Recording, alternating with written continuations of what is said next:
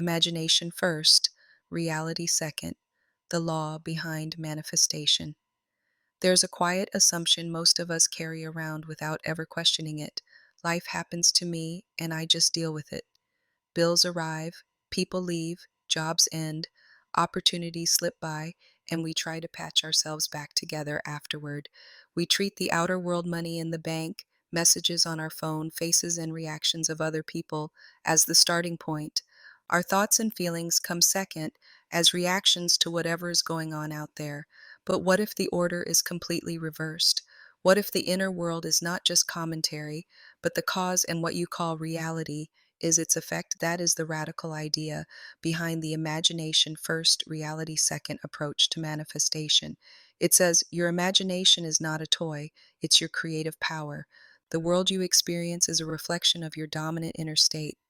If you change that state, your assumptions, inner stories, and emotional tone, your world eventually has to change to match. This isn't about blame, it's about reclaiming authorship. You're not being told everything is your fault. You're being invited to see that far more is in your hands than you've been taught to believe. Let's walk through this slowly, practically, and compassionately. 1. What does imagination first actually mean? When people hear imagination, they often think daydreaming, fantasy, childish make believe. But in this context, imagination means the inner activity of your mind. The pictures you see when you think about your future, the way you replay yesterday's argument in your head, the tiny movies you run about what's going to happen when you open your inbox, when you walk into a room, when you check your bank account. Most of this happens so automatically that you barely notice. You're rehearsing scenes all day long. Imagination first flips the usual script. Instead of treating your inner scenes as reactions to facts, you intentionally use your inner scenes to shape the facts that show up later. You stop being a journalist of your life and start being a writer-director. You decide the ending first. You rehearse that ending inside. You allow the outer world to catch up to that decision in its own way. This isn't about ignoring reality or pretending your pain doesn't exist. It's about choosing what you give the final say to, the current situation or the inner reality you've decided to occupy. 2. Consciousness is the only cause. Consciousness is the only cause sounds abstract, but it's actually very simple. What you are conscious of being, what you deeply assume is true about yourself and life, creates the pattern that your experiences follow. If you are conscious of being unlucky, unlovable, always struggling, then you interpret life through that lens, act in line with that identity, and select choices that fit that story. If you are conscious of being chosen, supported, and capable, you move differently. You notice opportunities that match that state, speak from a different place, and naturally attract different outcomes. You don't have to chant, I am powerful, 10,000 times. You just have to occupy the state of being powerful quietly, consistently, until it feels like you're normal. Imagine consciousness as the soil and your thoughts and feelings as seeds. The soil doesn't judge, it just grows whatever is planted and nurtured. If you plant seeds of nothing ever works out for me, don't be shocked when that plant grows. If you plant life always finds a way to support me, that too eventually sprouts. This doesn't mean every single event is consciously chosen. The point is more subtle. The overall tone of your consciousness acts like a magnet. It draws in situations, people, and seeming coincidences that match it. You've probably seen this. Two people enter the same crowded room. One seems to attract warmth, smiles, and opportunities. The other attracts indifference or even irritation. Same room, different inner state, different cause. When you accept that consciousness is cause, you stop staring at the outside world, trying to rearrange pieces, and start where the real power lives, inside. 3. Why what you dwell on within shows up without you already know this on some level. Think about worry. When you obsess over worst case scenarios, your body tenses, your decisions shrink, you start saying no to things that could actually help. You misread neutral events as proof that the worst is coming. In other words, your inner dwelling literally steers your actions and filters your perception. You walk yourself right into the very thing you feared. Now flip this. When you dwell on the assumption that things are working out for you, even if you don't yet see how, you relax just enough to notice solutions. You're more open to receiving help. Your tone with others changes and they respond differently. You tend to say yes when opportunity knocks instead of hiding. What you dwell on within must eventually show up without. Doesn't mean if you imagine a cupcake, it will materialize on your desk. It means the overall inner pattern you keep returning to will express itself in circumstances, conversations, and so called luck. Your inner state is like your home address. Life knows where to deliver things based on where you live internally. 4. Real lifestyle examples. Let's ground this with some extended examples so you can see how this might play out. Example 1. The new job. Taylor is burned out. Their job drains them, the pay is low, and the environment is toxic. Taylor's inner monologue sounds like this: there are no good jobs out there. I'm not impressive enough. I'm stuck. Even when job postings appear, Taylor either doesn't apply or they apply half heartedly, already imagining being rejected. Interviews feel tense and uncomfortable because inside, Taylor is repeating, they can sense I'm not good enough. One day, Taylor decides to treat imagination as the starting point instead of the outer world. They try a new practice: choose a desire. I want a job where I feel respected, well paid, and appreciated. Create an end scene. Taylor asks, if this were already true, what's a natural scene that proves it? A friend hugging them and saying, I'm so proud of you for landing that amazing job. Feels right. Rehearse nightly. Every night before sleep, when Taylor is drowsy, they replay that short scene.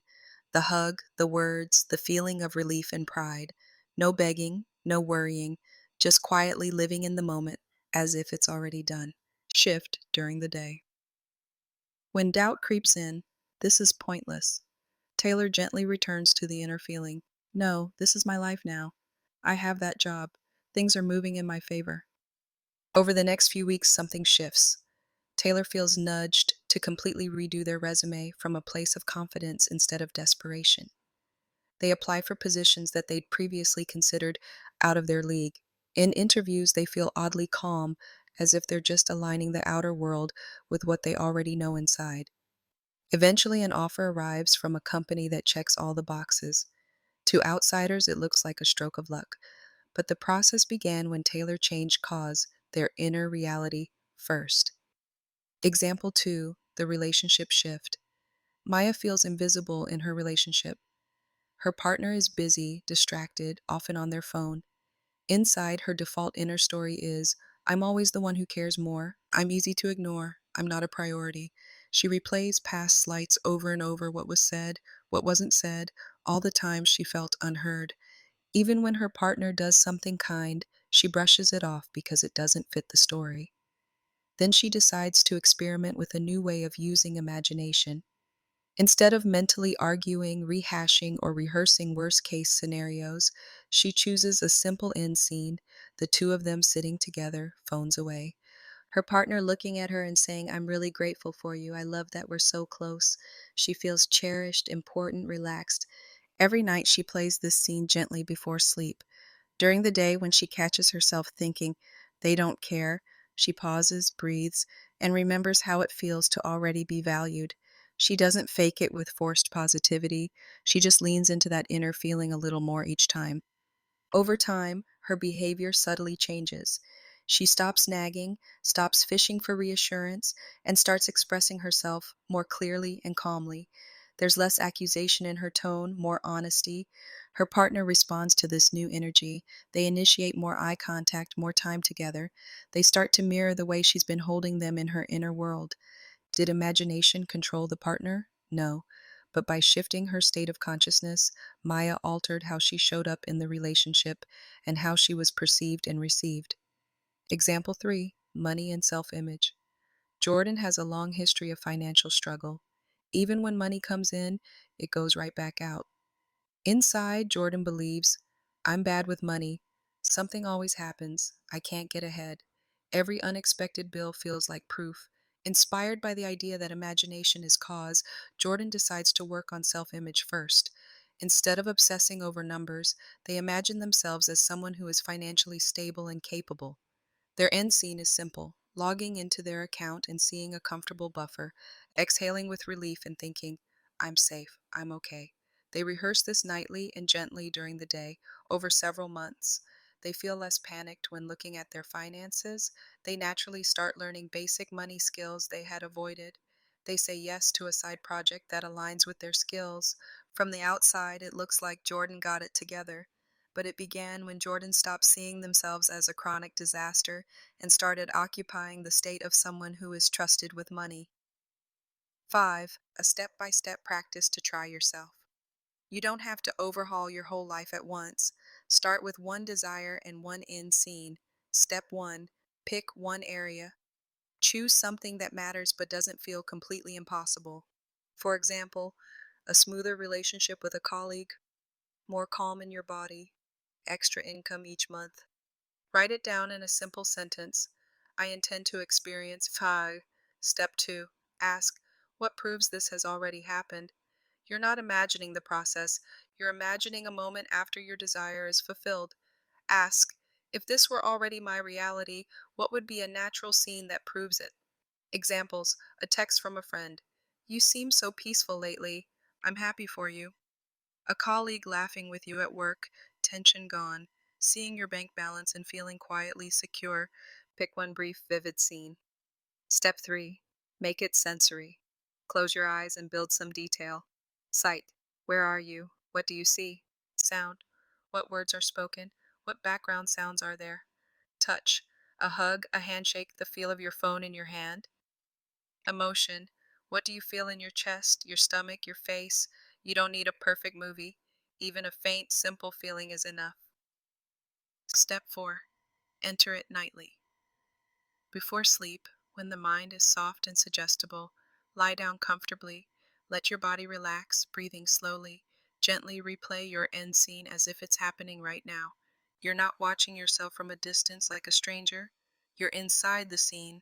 You hear the words addressed to you. You feel the emotion in your body. Repeat the scene a few times until drowsiness takes over. If you fall asleep in the feeling of it being real, even better. Step 5. Return to the feeling during the day. You don't need to obsess or visualize all day. Instead, when worry or frustration shows up, pause. Ask, if this were already resolved, how would I feel right now? For a few seconds, breathe in that feeling relief, calm, joy, security. You're not forcing anything, you're choosing which inner home you return to. Step 6. Let life build the bridge. You are not responsible for micromanaging how things will shift. Your job is to keep showing up in your chosen inner state, follow nudges, take actions, and make decisions that feel consistent with that state. Life builds the bridge of incidents, the series of events that move you from where you are to where you've assumed yourself to be. 6. Common mistakes. Mistake 1. Constantly checking the 3D world. If you plant a seed, you don't dig it up every hour to see if it's growing. Yet with manifestation, many people check for signs constantly, obsess over timing, panic when nothing looks different. Yet, this sends the message, I don't actually believe this is done. I'm still ruled by what I see. Shift. When you catch yourself checking, use it as a cue. Take a breath. Gently drop back into your end scene for a few seconds. Remind yourself, the outer will catch up. My job is to live in the inner. Mistake 2, mixing techniques out of fear. There's nothing wrong with multiple tools, affirmations, journaling, scripting, meditations. The issue is panic-driven jumping. One day you visualize, the next day you frantically journal, then you binge videos looking for faster methods. You're not calmly choosing tools, you're broadcasting insecurity. Shift. Choose one core practice. Let everything else be optional, not frantic. Commit to it for at least 30 days before judging results. Mistake 3. Imagining from lack instead of fulfillment. This is subtle and crucial. From lack. I want this so badly. Please let it happen. I need this or I'll fall apart. The emotional flavor here is hunger and desperation. From fulfillment, this is part of my life now. I'm so grateful this is mine. Of course, this worked out for me. The emotional flavor is satisfaction, relief, calm knowing. Shift. When you close your eyes, ask yourself honestly, Am I imagining from having or from begging? If it feels like begging, gently adjust your inner tone. See if you can lean into already done, even if only a little. Mistake 4, trying to control other people directly. Remember, the idea is that your state is cause. That's different from trying to force specific people to obey your will. Instead of, I must make that exact person do that exact thing. Try, I occupy the state of being loved, respected, and valued in my relationships. Then let life arrange who and what fits that state. Sometimes the existing people shift. Sometimes new ones enter. Your focus is on who you are being, not clamping down on others. Mistake 5, giving up when things look worse. Sometimes after you shift inward, outer events seem to temporarily get messier. Old patterns surface, situations shake. It's easy to think, see, it's not working, it's getting worse. But consider, sometimes the old structure has to crumble so something new can be built. Old dynamics come up to be cleared. Shift. When things waver, instead of panicking, try this thought. This is part of the bridge. I will not judge the process midway. Return again to your inner end. Let that be more real to you than the wobble. 7, putting it all together, becoming the cause. You don't have to become a perfect thinker. You don't have to never feel doubt again. This is about tilting the balance. Less time telling the story of what's wrong, more time occupying the feeling of what you've chosen. Over days and weeks, this tilt changes your tone, your choices, your relationships, and eventually your circumstances. You start to notice, I normally would have said no to that opportunity, but something in me said yes. I usually would have spiraled, but today I stayed strangely calm. People are responding to me differently, and I feel different too. That's what it looks like from the inside when imagination takes its rightful place as first and reality follows as second. You're not pretending and you're not escaping. You are quietly, deliberately choosing your inner home and trusting that your outer world will move in to match the address. So pick one desire, choose one end scene, rehearse it gently, and let yourself be surprised by how life rearranges itself around your new inner cause.